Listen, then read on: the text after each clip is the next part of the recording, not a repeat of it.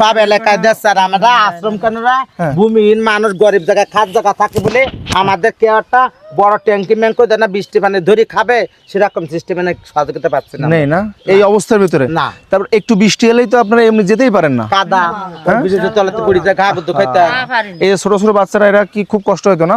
কষ্ট হয় খুব কষ্ট হয় তাই তো। এবং এখানে কাদা হলে তো যাওয়া আসা করা যায় না। তো কাজী দেখেন এনাদের জন্য সবাই দোয়া করবেন। আমি প্রতি বছর আমি চেষ্টা করি এদের জন্য যা করার বাসা থেকে কোরবানি দিয়ে যতটুকু সম্ভব আমি চেষ্টা করি, এবং এবছরও আমি গোস্ত নিয়ে আসছি তাদের জন্য।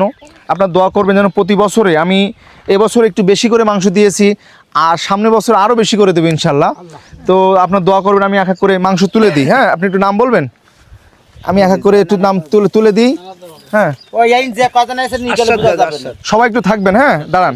আরশাদ গাজী, আচ্ছা চাচা আসসালামু আলাইকুম, ভালো আছেন? ওই মান জি, আচ্ছা।